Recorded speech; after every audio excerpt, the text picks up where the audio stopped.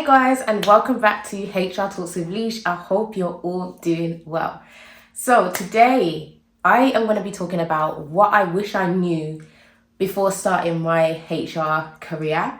Now there's quite a few things that 3.5 years on, I know now that I just look back on and I'm just like, if I only knew before I started, things would probably be a little bit different. So I want to let you in on a few little things that I think you should be thinking about or considering before you start a career in HR to help you along your way.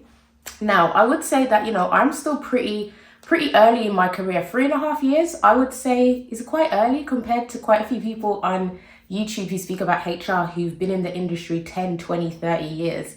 I don't have that much experience in that comparison, but I feel like I've got unique, authentic experiences that can definitely help people who are early in their HR careers as well as those who are just trying to start out. So you know that it's not too late to change certain habits, change things that you think you could be doing more of or you could be doing less of to help and support you in your HR career. So stay tuned, and this is just gonna be a chill, relaxing video where I'm just gonna be talking about my experiences. So grab a cup of coffee, grab a drink, let's get talking, and share your thoughts as well below in the comments too on what you think about what I'm saying, if you've experienced any of these things, and if there's anything that you've experienced that you want to discuss in the comments. So let's go. So the first thing I want to talk about, based on what I wish I knew before I started my HR career, is people pleasing, being the yes man, right? I should have set clearer boundaries at the start of my HR career. And the thing is, with this topic, it's not really easy to do, I think, just based on who I am as a person. For others, it might be a little bit easier, no matter if you've just started out or not. But for me, I think people pleasing and being a yes man, right, it's something that if you are that person when you start out, it's going to hang on to you in the future. And I feel like that's happening to me right now. So let me explain a little bit. When I started out in my HR career, for me, the most important thing for me to do was be as visible as possible. And I do say this to people, and I still think this is important, but I feel like I took being as visible as possible to extreme lengths by saying yes to everything and being very enthusiastic about absolutely everything, to a point where I was that person who people go to be like, oh, Alicia, can you do this project? Can you help here? Can you do this? Can you do that? Just because of my enthusiasm. And I think that, like, when I first started out, I said yes to everything, because for me, I was like, if I say yes to everything, then it's going to help me to build my experience, and I'm going to be much more knowledgeable in all of these different areas in HR from the outset. So for me, it shows people that, I'm willing to work hard, I'm willing to learn, so let me just say yes to everything. Now, that wasn't a good idea, I don't think. I feel like I should have set boundaries. So when certain things were getting too much for me, I should have just said no. But I was actually quite scared to say no to people, because I didn't want to seem like that person who didn't know, like, who didn't want to get involved in like projects and things. And if she said no to things, oh, don't go to Alicia because she doesn't, like, once she's set her boundaries, then that's it. And I don't know why I thought about it like that. I just thought about it in a way where it's like they'll see me as less than, because I'm not getting involved in everything, and they'll see me as someone who doesn't really want to get involved in things, and I just didn't want to be depicted as that person. So I feel like being the yes man was my thing, and I said yes to everything, and it actually played to my mental health, because I would say yes to things and then it would get too much sometimes where I was not able to keep up with the demand. So there were certain projects that I was falling behind on. I wouldn't be able to get back to people in the right time frame, or if I was tasked to do something, because of how much I had on my plate in my mind, especially someone early on in their career who's like just learning. So, when you do too much, it can get a lot. Yeah, I get analysis paralysis. So if I've taken on so many things and I've been tasked to do something and it might be a bit much for me at that time frame because I've never done it before, I will just prolong the task and I just won't do it until the last minute. And that's what happens, I think, when you don't set proper boundaries. So I would say before you start your career, or even if you're at a stage right now where you are the people pleaser and you are the person who will just say yes to everything and you're known as that person, take a step back right now and think about your boundaries. So for me, that is, what are a couple of projects that I can do and I can do very, very, very well, so that they can see the success of when I actually do say I'm sticking to my boundaries and I'm only doing a couple things, but look at the results that I have achieved as a result of setting my boundaries. So another thing I'd say is just don't care about what people think, and don't care too much about like how you're perceived, because I think that's something that I struggle with. I still struggle with this to this day. And I'm still trying to figure out how can I like stop thinking about what everyone else thinks about me and just think about what's best for me. Because at the end of the day, if you are enthusiastic about HR, if you do want to make a change, if you're a leader and you're a transformer, right, that doesn't take, like, you doing everything doesn't mean that you are not less than. Do you know what I mean? Like, and I'm literally talking to myself right now, because I feel like I'm in positions right now where there is too much happening in my life. And I really do need to set proper boundaries. So I would say just make sure that you're considering that. Don't take on too much that you can't handle. Do not be, at this point, a jack of all trades, you know. Be somebody who just focuses in on what is important to you in terms of like what you are passionate about when it comes to the project side of things. Obviously, with your day-to-day responsibilities, you are going to have to manage your time and juggle a lot of different tasks at one time. But I think if there's optional projects to join, do not join every single optional project that you have in front of you, because you are just going to burn yourself out. And trust me, I have been there. And mentally, it hasn't been the best for me. And I have made myself think that I'm an imposter sometimes, because I have taken on too much and I think I'm not capable because I can't do everything at the same time. So that's my main thing. Like, set your boundaries. I would say my number one in terms of what I wish I knew before starting my HR career.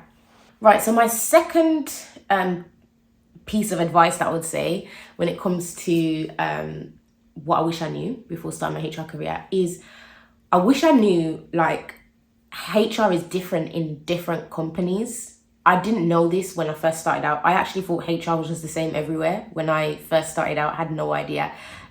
It's funny because when I actually was applying to jobs in HR when I first started off, so when I was applying to internships and admin roles and graduate roles, I didn't see a difference between large organizations and small ones, because I just didn't. I was oblivious to it. I don't know why. So that's something I think I would look into a little bit more, like understanding how HR works in small and large organizations. So I'm going to do a video on this like a little bit later on down the line, but I think there's pros and cons to working in small and large organizations, and based on the person that you are, you may actually really fit into a smaller organization or a larger organization. So I even think I've been learning a lot about myself because I work in a large organization in terms of HR and what I want for myself. And to be quite honest, I feel like smaller organizations probably would fit me more, just because for me, I actually want a little bit more autonomy in certain areas to be able to be more part of the decision-making process and actually just creating things, like creating policy and being like someone who is building organizational design and development mappings of an organization. I'm not necessarily involved in that because we have people, because in big organizations, you've got so many different specialisms and people who do specific roles. You're not necessarily in charge of certain things, but then in a smaller organization, you might have to wear a lot more hats. Meaning you get more exposure into all of the areas, and it can help you understand HR more. And for me, that's something that I feel like I've been struggling with a little bit, because I do feel like sometimes I don't know. For me, I really wanted to understand more about HR on a generalist scope. And right now I feel like I am pushing towards a specialism, but that's only because at work I only focus on one area of HR kind of at the moment. I'm in conversations in other areas, but like I don't have too much autonomy in those areas because there's already people doing it, so I don't get tasked with that much. And I want to learn more about different areas. So I think, a small organization might have been a better fit for me. And it's something that, as I said, I'm very early in my career still. So I am thinking about my options and thinking about what's next for me. So I think if you're just starting out in HR, like if you want to really, really understand how HR works, I think a small organization can help you with that, because you may not know exactly what to do, but it's like you've got to do it. So you'll just learn on the job. And that's, for me, something that's really important, is understanding your learning style, I think. So if you're good at learning on the job, and if you do go through something and you do it, that helps you to understand it, then I do think a smaller organization might be good. But don't get me wrong, I think large organizations are great to develop in HR, because you can learn from specialists in all these different areas. But I feel like you don't necessarily have certain responsibilities, so you may not understand how something works because you just don't work on it that much. So I think, for me, if I went back in time, I would actually try and understand like what HR is in small organizations and what it is in large organizations. So that's another one. And I think leading on from into my next point actually is understanding the different industries in HR. Like HR in tech is different from HR in retail, or HR in the private sector is different to HR in the public sector. I feel like generally, it's the same, but like what you focus in on might be different. So for example, in like larger public sector organizations, you might have much more focus on like trade unions and things, whereas in a tech organization, you might not deal with trade unions as much. So it's like there's different variations to like the extent and levels in which like you practice HR in different organizations, which I again did not know when I first started out. I kind of only just kind of learned that along the way. So I think that's something that I would definitely try and look into a little bit, just so you can get a little bit more understanding of, again, what do you want to work towards more? Like what plays to your strengths more as well, what plays to your skill set more, because depending on the area kind of depends on how that is. And I think, you can work in all of the different areas if you want to do that. You can get exposure in every single one, but some might not work out for you and some might just work for you. So I think exploring that is definitely important. I would also say, like, definitely when you're starting out in HR, you will be somebody who everyone comes to all the time. So like what I've realized is, like, when I was in people support as an administrator, like every day I would get not thousands, I'm exaggerating. Every day I'd get like, I'm not gonna say hundreds, I'm gonna say like a good amount, because every day is different, but I get a good amount of like messages on Skype, because we use Skype in my organization, from people asking me questions and queries, right? About policy, about process, about documentation and what they need. Like every single day, like when they say every day in HR is not the same, like it's the truth. Every single day is not the same. You're going to get queries about different things every single day. And one thing I didn't know before I started is the amount of people that are going to ask you questions when you're in HR. So I would say when you're starting off, like in your admin, intern, assistant roles, it's more going to be employees. But then as time goes on and you progress to your business partner roles and your more senior strategic level roles, you're going to get managers asking you more questions as well. So you're always going to be that person that people come to ask questions about certain policy, process, people related queries, which I didn't realize it worked like that, because for HR, I would say you can't have like a full on, your timetable can't be fully scheduled completely. Like you can't block out all the time in your day. You have to have time in your calendar, just in case you might have to have a meeting with somebody, or you need to book something in, or there's an emergency. Like you just got to like manage your time in that way. It's a bit like, I feel like it's like how you prioritize your day and things. It's hard because you will just be going about your day doing your tasks, and then you'll just get someone pop up about something which is like, it might be very urgent, so you have to just stop everything that you're doing there and deal with that. So I think the prioritization and the time management thing, it can be sometimes a little bit difficult to manage. It can be managed, definitely, but I would say like that's just something to think about, like when you're going into the career, because people are going to be coming to you all the time. So yeah, that's my next one. I would say what I wish I knew is that you don't necessarily have to have a certification to start out in HR. I think a lot of people think I can't get into HR unless I have a certification, but I do not think that is the case. I think this goes back to down to like what I always say about transferable skills. If you've worked in a certain profession before and you've got quite a lot of experience in that profession, there's so many transferable skills that you can have and experiences that you can talk about which relate directly to HR. And I think it comes down to communication as well at the end of the day. If you're able to communicate that properly via your CV and via an interview with confidence, I'm telling you now, you will have the opportunity to move into HR. It might not happen straight away. It might take a while to do because the job market is absolutely wild right now. Let me tell you that for a fact. I know because I'm literally like looking for things right now. So it is wild, but it's like if you're solid in what your experiences are, how they relate to HR, and you keep going, the right opportunity will find you. Like it will never pass you. That's how I see things anyway.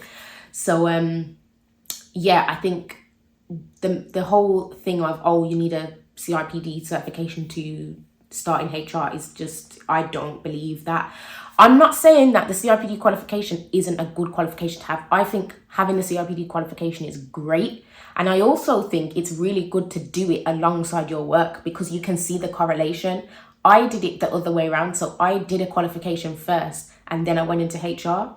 And because my qualification was very senior level, because I did a level 7, it was the strategic aspects of HR, which I was learning about without having any experience. And I was very, very good at it.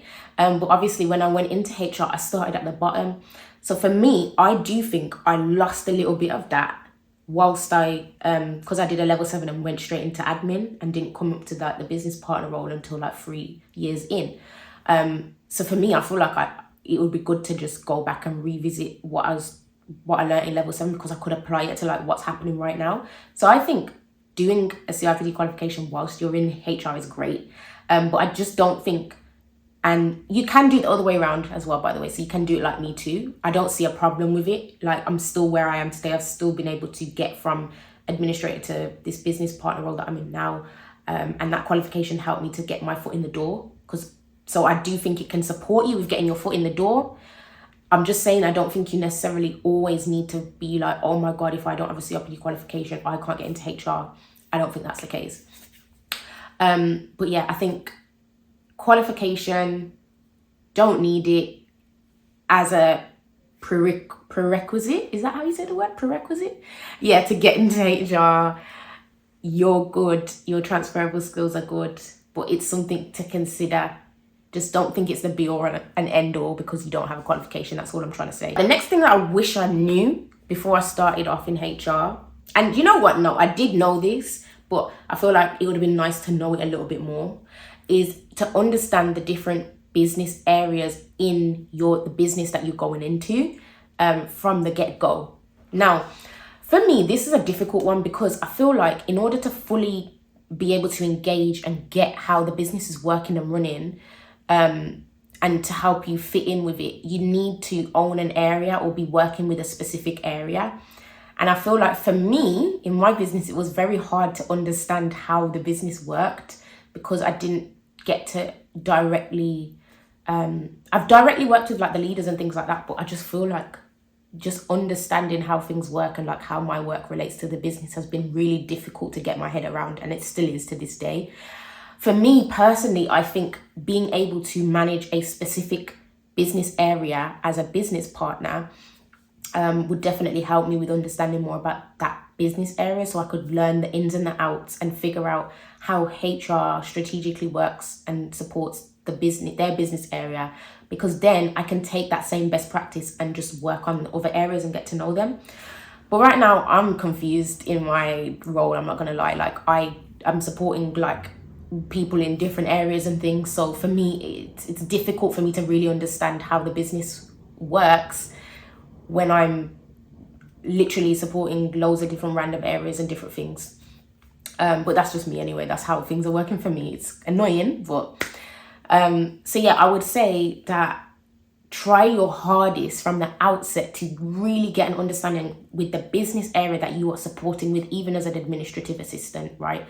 try to understand the business area that you're working with. Like, what do they do? And how is it, like, if you're supporting a HR business partner, like, what are they doing to support them? Like, try to get insights out of them, have regular catch-ups with them, and understand what's happening. Like, how are you relating the strategy of the people strategy to what they're doing in the business? Like, what do they do? How can I be thinking about how this all works together to support me with my own progression in my HR career? I think it's so important to get an understanding of the business areas you're working with, and just a general understanding of business and how business works, because for us to be strategic partners, we need to understand that. Now, I'm talking for myself as well right now here. I need to get a lot more clarity on how things relate to the business.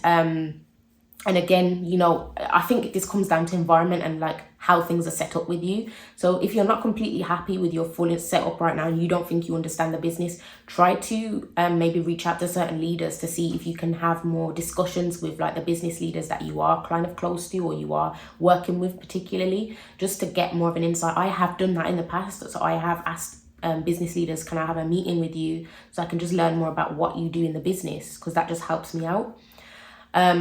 But again, I do think it comes down to structure as well, and like how are things structured in your workplace right now in terms of your HR department? So are you looking after one unit? Are you looking after loads of units? How's it working? For me, I'm still confused on that aspect. So again, I'm exploring my options right now. I'm exploring my options because I really, really want to be in a position where I can just focus on like one particular unit and do all my HR projects and things to that unit, so I can really get more of an all-rounded perspective on like how things work in a specific business area. That's what I really, really want. So you've got to look into that as well and think, okay, if that's what you really want, and if that's not working in your company right now, how do you transition to another business or another company to support you with that? So that's an option. But yeah, I just wish I knew more about partnering with the business and how that works before I started off my HR career. So another thing, I wish, to be fair, I don't wish I knew this, to be fair, but I feel like others might not have known this. When it comes to networking as a HR professional, like, I think it's so important to be connecting with people outside of your workplace. And if you aren't working yet, just connecting with HR professionals who are like-minded. For me, I love speaking to people who are strategic HR leaders who really care about what it is that they are doing to support HR in terms of a strategic movement. Like, how do we become more strategic? How do we partner with our people more? How do we move from like this traditional way of working to more agile ways of working? I love connecting with people who have that mindset and who are actually like dedicated to doing something about it and taking action. So that's why I try and connect with like-minded HR professionals in that sense. And HR Talks with Lish has really helped me to connect with more like-minded HR professionals. There's so many professionals that I have met outside of work who I absolutely adore and love and think that they're doing amazing things, and it gives me that boost to want to do more and be more impactful myself as a HR professional for my own career. So I think always putting yourself around like-minded people is really going to support you with your development. So that's something that I would do consistently throughout my HR career. But I do think I wish maybe I would have done it a little bit more at the start of my career, in terms of networking a little bit more. I mean, when I started my career, it was COVID, so I couldn't do no face-to-face networking with anybody really. But online, I tried to connect with like HR professionals on my LinkedIn. So I remember back then, the way I was using LinkedIn was literally just a source of learning more about what other HR professionals do in different spaces. And I think that's really helped me to understand the difference between how HR works in larger corporations compared to smaller ones, thoughts, perceptions, trends, challenges in HR. All of that I've learned so much from LinkedIn. So I think that's definitely something that you should tap into and look into before starting a career in HR. Another thing that I wish I knew before I started, and I'm working on this now as well, is not blaming myself every single time I feel like I'm not progressing or not where I want to be in my HR career. Now, for a lot of you, you've seen me talk about growing from a HR intern to a business partner, right? And it's not been, for me, honestly, if you saw what was going on behind the scenes, it's not been easy for me at all. I personally feel like I should be at a higher level than I am right now in HR, in terms of really understanding the different concepts of HR and how it works. The reason I'm saying this is because I finished my master's degree with a distinction in HR, and I was really enthusiastic about it at the time. Like, I knew a lot of the theory, but I just never was able to put it in practice. And a lot of the things I did in my degree, because it was a level 7 accredited course, that's what senior leaders would be focusing on and doing and understanding. And because I feel like I didn't transition into that straight away, which it's good I progressed up, because starting off as a senior straight away, I don't think that would have worked out. I'm not sure. But anyway, I feel like I lost my way a little bit. And I'm at a point now where I don't know, I'm not as strong in certain areas like I thought I was before. So for example, employee relations and employment law, I actually really understood how it worked back in uni. And I had a lot of understanding about it, even though I didn't use it in a practical sense. But now, because I don't do much employee relations and employment law things, because as I said, in my company as well, and in a lot of companies, we have people in specialist areas who deal with that. I'm not exposed to it. So because I'm not exposed to it, I don't know much about how it's working and like how to navigate it. And I blame myself sometimes, because I'm like, Alicia, you don't know how things work here. You don't know how, you're not sure how certain things work over here.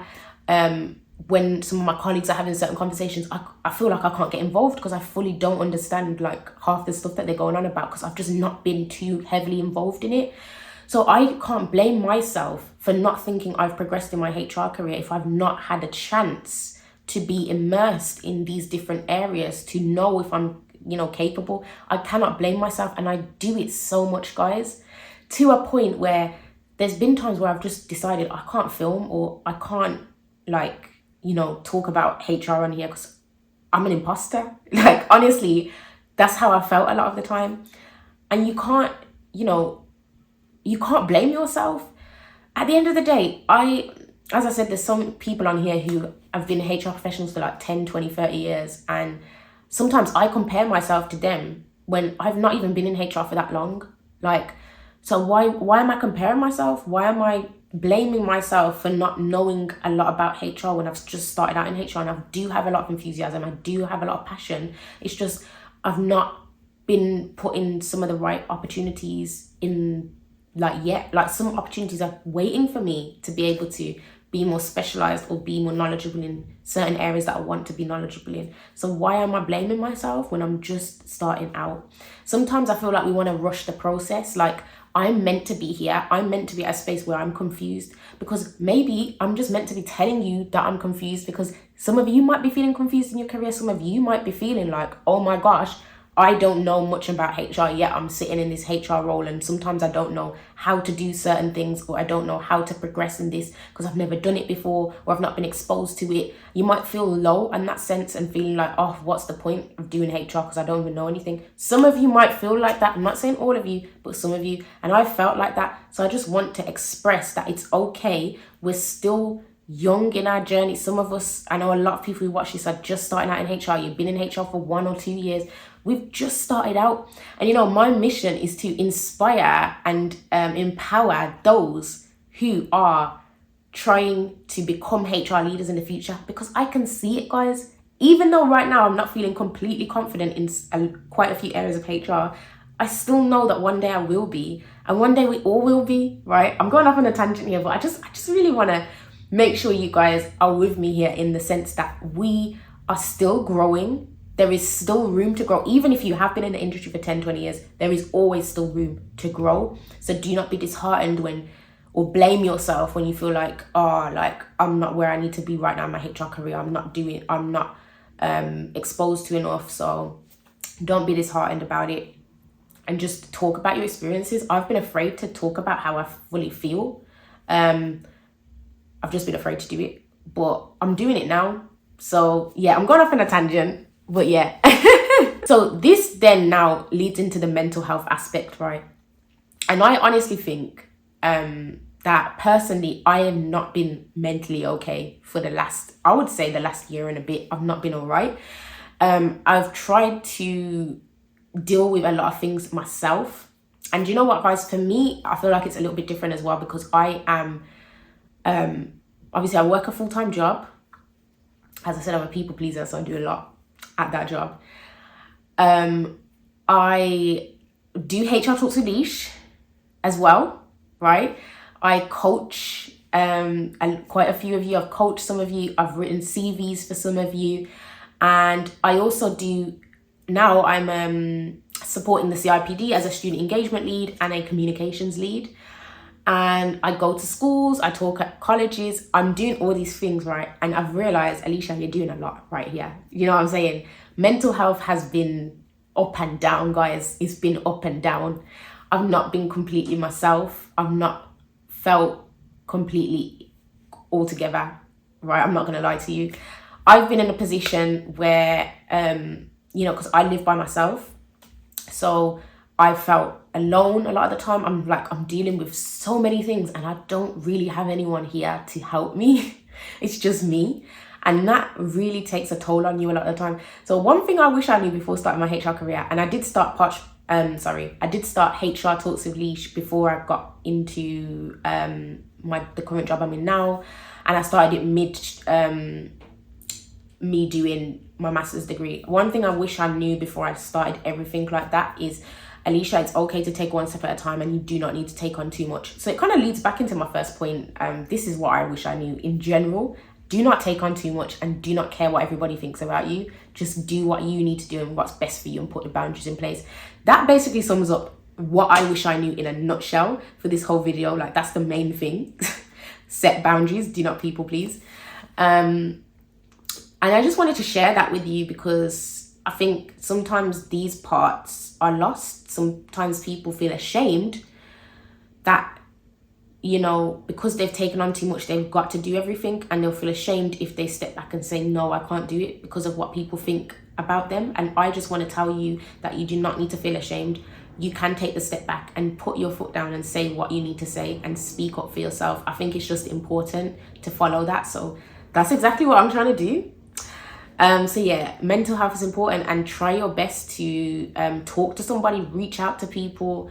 Do not bottle everything in, because I do that sometimes, and then I'll just splurt it all out. And sometimes I'm talking in anger, sometimes I'm, you know, not thinking straight about certain things I'm saying just because I'm emotional. So yeah, I feel like I went off on a whole tangent, but I do feel like this needed to be addressed, and I hope that this video helps somebody out there who is thinking about going into HR and you just want to know a few things. I would say these are more of the soft interpersonal skills that you should think about before entering the HR space, not necessarily all the technical details about like what goes on in HR. I haven't fully covered all of that right now, but I feel like this is just me speaking my truth, being authentic, and telling you what I wish I knew from like the personal standpoint before going into HR. So I hope that this video has helped you. I hope that you take something from it. Please comment down below if you resonate with anything that I've just said, because that really came from a deep place. A lot of it did. And sometimes I would say it takes courage to be this open about how you are and how you're feeling. But I just want to share this with somebody because I just feel like it could support someone, it could empower you to be like, right, okay, even if you've already started up in HR and some of these things resonate with you, you can make a change, and you can change now. Like, you know, it's never too late to change. We can change now. We can change ourselves right now. So thank you so much for watching, and I will see you in my next video.